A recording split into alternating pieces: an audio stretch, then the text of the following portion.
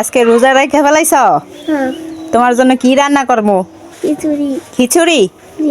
আর কি খাবা? ডিমের আলু ডিম চপ। ডিমের চপ? ওকে।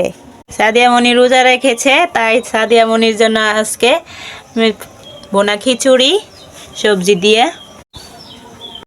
আসসালামু আলাইকুম, সবাই কেমন আছেন? আশা করি ভালো আছেন। আমিও ভালো আছি আলহামদুলিল্লাহ, আপনাদের দোয়া। আজকে আমার সাদিয়া মনি এই ফার্স্ট রমজানে রোজা রেখেছে। যেহেতু আমার মেয়েটা খুবই ছোট, সে যে রোজা রাখতে পারবে আমি কখনো কল্পনাই করতে পারিনি। সে গতকাল উঠে সে সাহারি খাইছে, কিন্তু আমি তো কল্পনাই করতে পারিনি যে আমার মেয়ে আজকে সে রোজা রেখে ফেলবে।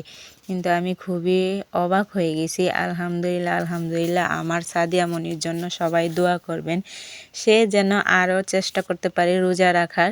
সেই ছোট্ট বয়সে সে কিন্তু আমার মতনই হয়েছে। আমি খুব ছোটোবেলা থেকেই রোজা রাখতাম, যেহেতু আমার আম্মু দিত না। ছোটোবেলায় বলতো যে তুমি এত ছোট রোজা রাখা যাবে না, একটু বড় হও তারপরে। এইরকম আমার মেয়েও সেই ছোট্টবেলা থেকেই সে রোজা রাখার চেষ্টা করতেছে।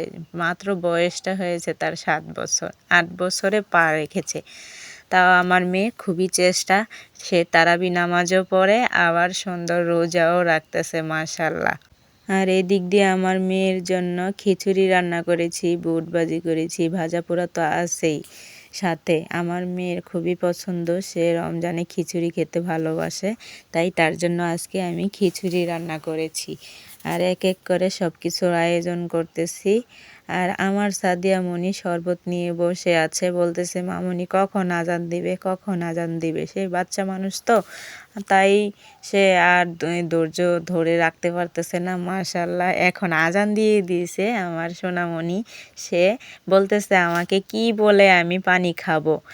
তখন আমি তাকে দোয়া শিখিয়ে দিলাম, সে দোয়া বলে তারপরে শরবতটা খেয়ে নিচ্ছে মাশাল্লাহ। আলহামদুলিল্লাহ। আজকে আমার সাদিয়া মনি কিন্তু খুবই খুশি।